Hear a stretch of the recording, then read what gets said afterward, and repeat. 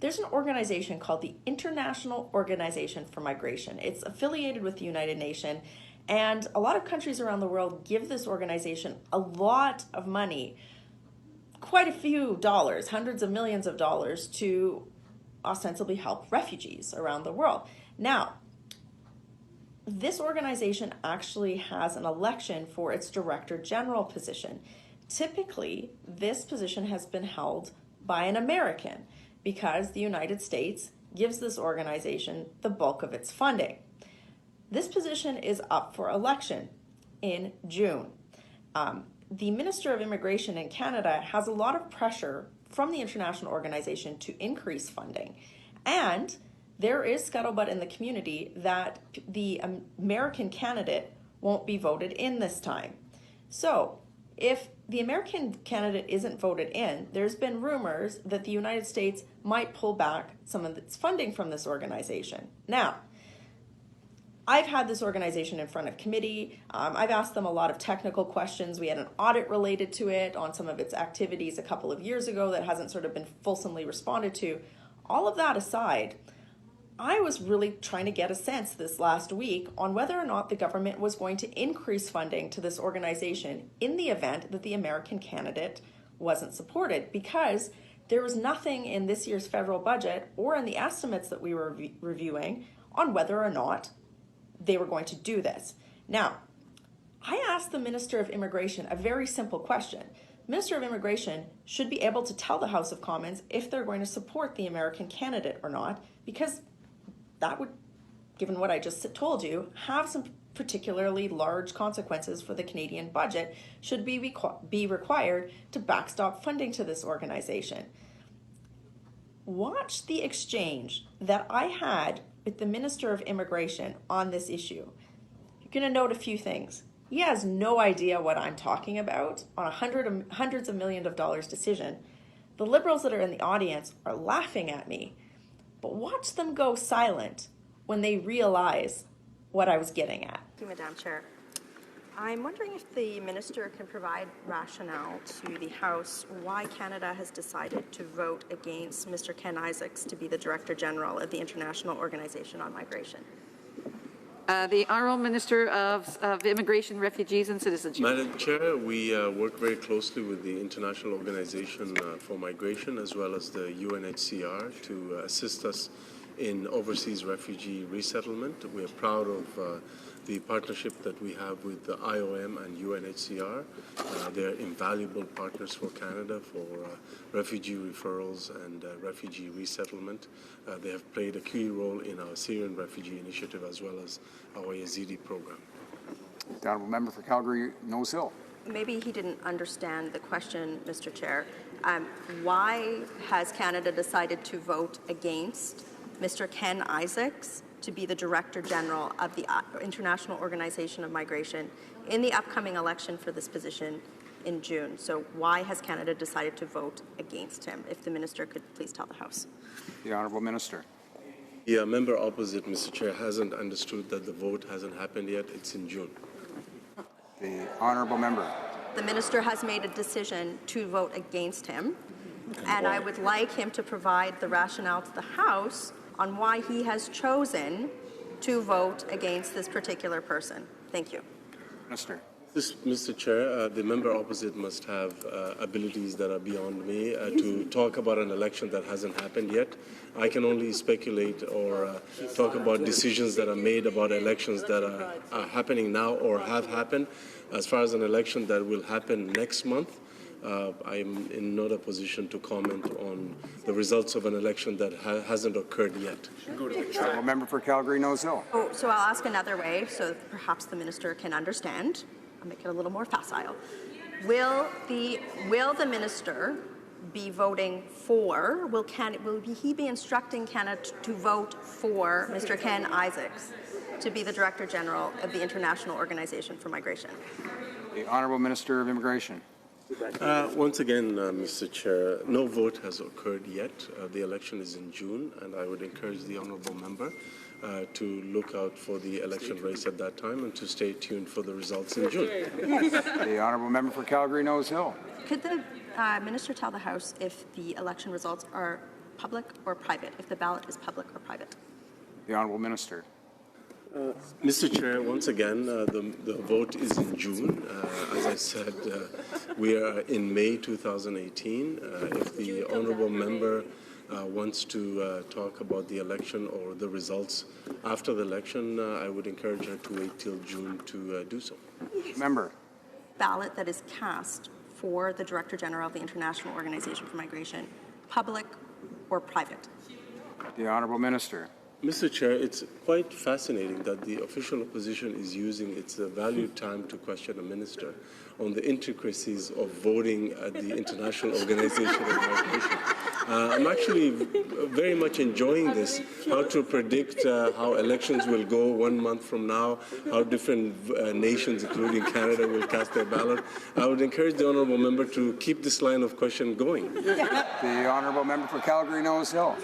Well, I'm happy that the minister has given me this segue. And the reason why I'm spending my time on this is that if this candidate is not selected, the Americans have threatened to pull their funding from the International Organization for Migration, which is approximately $300 million. The minister has promised the IOM additional funding, which would also be part of this should the Americans pull this funding. So this is why I'm asking him if he's going to tell us how he's going to vote, because the ballot is happening in private, because there is no additional funding in these estimates for the International Organization for Migration. Well, all of my colleagues here have been laughing about this. This could be a very costly decision for Canadians as well as for the International Organization for Migration.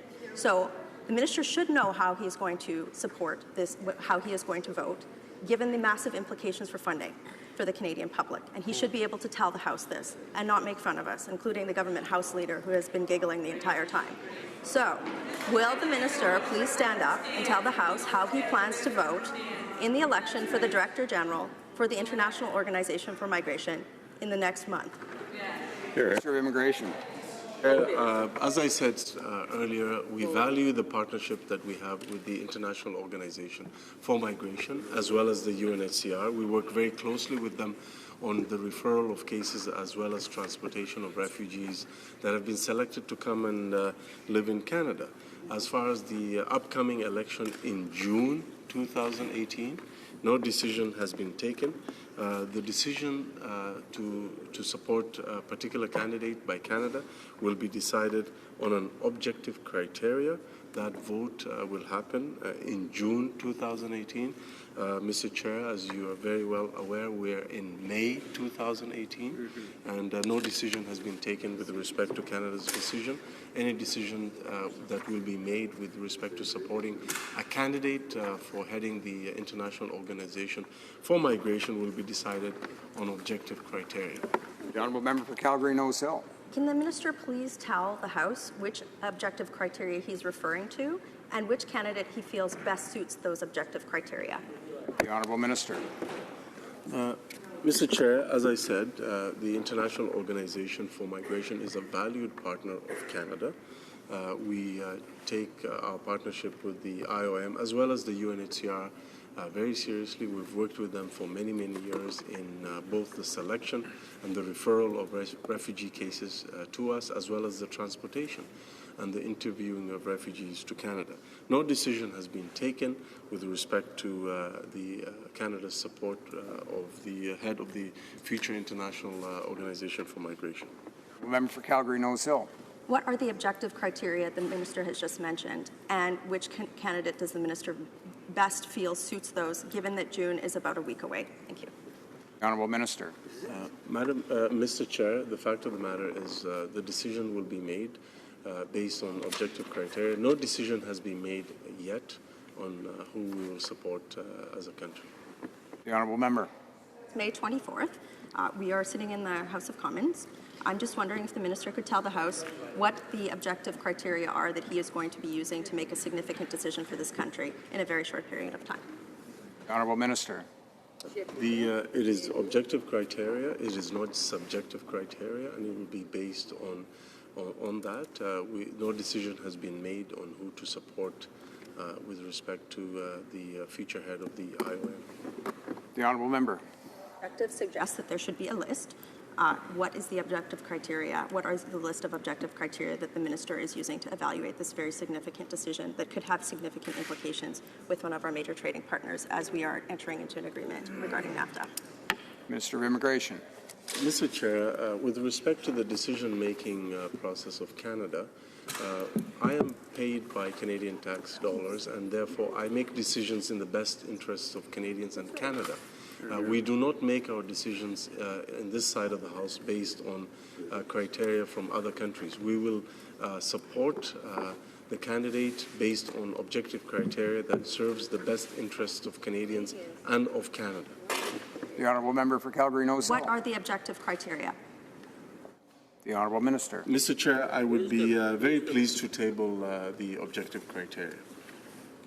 The Honourable Member for Calgary Nose Hill. June is next month. There are potentially hundreds of millions of dollars on the line, and we are looking at the main estimates. I am wondering if the minister has any idea whatsoever, given that he is making this decision, what the objective criteria are. One would think that the Minister of the Crown responsible for this decision, after he's expounded the virtues of the objective criteria, should be able to tell the House what the objective criteria are. The Honourable Minister of Immigration. The member opposite can understand that we would, of course, support the right candidate based on objective criteria. If the member opposite is interested in knowing what that criteria is, we would be happy to table that objective criteria as soon as we are able to do so. The election hasn't happened. The decision hasn't been made. The election, once again, is in June. We are in May 2018. We will be making a decision on who to support very soon. The Honourable Member for Calgary Nose Hill. May 24th, the minister should, this is a significant decision. He's chided me for saying that he's making a decision based on objective criteria. So what are they? The Honourable Minister. Mr. Chair, I'm again fascinated that the official opposition is using its valued time to question a minister, to ask about the intricate details of an election that hasn't occurred yet and on a decision that we haven't made yet. That decision will be based on objective criteria that serves the best interests of Canada and of Canadians. The Honourable Member for Calgary Nose Hill. Well, the International Organization for Migration has asked for additional funds from this government. It has not responded to an audit, which was done in the last couple of years with regard to service delivery that it has provided to Canada, and there were deficiencies that were found. The current Director General sat in front of Parliamentary Committee and has still not provided response to our Parliamentary Committee on the deficiencies that were found therein. The Minister does not know what the objective criteria are. That's very clear, so I'll ask him another question. Was there representatives from Canada sent to the party that Ambassador Nikki Haley just had at the United Nations in support of Mr. Ken Isaacs? The Honourable Minister of Immigration. Mr. Chair, it's quite interesting that just in my previous response, I made it very clear that we would be very pleased to table criteria. Obviously, that is something that we are happy to commit to, and to indicate that I'm not aware of the criteria for Canada's support for the next candidate to head the IOM is patently false. No decision has been made yet, despite the insinuations of the member opposite. Any decision that we make with respect to supporting the future head of the IOM will be based on Canadian interests and Canadian considerations, not on contributions of Fox News or Rebel Media. Honourable Member for Calgary Nose Hill. So the minister just said that he knew what the objective criteria were. He just said that he knew what the objective criteria were. Wow. What are the objective criteria? The Honourable Minister. Mr. Chair, the Minister of Foreign Affairs provides the final approval on Canada's IOM vote. The IOM is an important partner for Canada. The UNHCR is an important partner for Canada. We believe in multilateralism. That is why Canada is re-engaging with the world. We are signing more trade agreements than ever before, and we're running for the Security Council. The Honourable Member Should be for Calgary providing Nose Hill. input into this objective criteria process, given that the IOM is asking for hundreds of millions of dollars from Canada, so you would think that he would want to have some input into that criteria. So what advice has the minister given in terms of which candidate he wants to see selected and why? The Honourable Minister of Immigration. Very simple, Mr. Chair. No decision has been made. The election is not occurring this month. It's occurring in June 2018. No decision has been made. Any decision that will be made in terms of supporting a particular candidate will be based on objective criteria that is based on our national interest, not on the considerations of some far-right media outlet. Well, member for Calgary Nose Hill. Two more questions. June is next week, and the minister ostensibly should have been providing feedback to the Minister of Foreign Affairs. Right. What are the objective criteria that the minister is using? Is it things like the amount of investment that's being asked for? Is it new programming? Is it ability to respond to some of the audit criteria? I'm just asking what advice the minister is providing as the Minister of the Crown for Immigration with regard to which candidate he wants to select. And now, what criteria or what advice has he provided to the Minister of Foreign Affairs, given that the election is happening in about a week? The answer is just the Honourable Minister of Immigration. Mr. Chair, the election is on June 29th. No decision has been made with respect to Canada's decision. But again, our decision to support the future head of the IOM will be based on objective criteria that I have indicated that I'm pleased to table to this House. The member opposite, though, has criticized the UN on a number of occasions. She has criticized other international partners time and time again. So I'm pleased that the party opposite now has woken up finally to Canada's role internationally and the importance of multilateral organizations like the IOM and their value to our immigration system. Last question, the Honourable Member for Calgary Nose Hill. Reform of international organizations is a healthy thing. That's why the minister should be telling the House what criteria he's using to select a candidate who is going to be in charge of an international organization that is providing refugee and humanitarian support and being in charge of hundreds of millions of dollars. This isn't a laughing matter. Why can't he tell the House what the objective criteria are? This is a huge issue in the international community right now. Why can't he tell the House this? This is beyond bananas. Thank you, Mr. Speaker. Well, Minister of Immigration. Mr. Chair, what is not a laughing matter is cutting refugee health care. Where was the passion of that member when she was in office, when her government demonized refugees, when they cut refugee health services to the most vulnerable people in the world, pregnant women, victims of torture? Where was she when living caregiver families had to wait 5 to 7 years to reunite with their families? Where was she when Jason Kenney used to call refugees bogus? Where was she? Where was she when her party set up snitch lines and un-Canadian values of isolating women from citizenship ceremonies? Where was she? Where was her passion then? There you have it.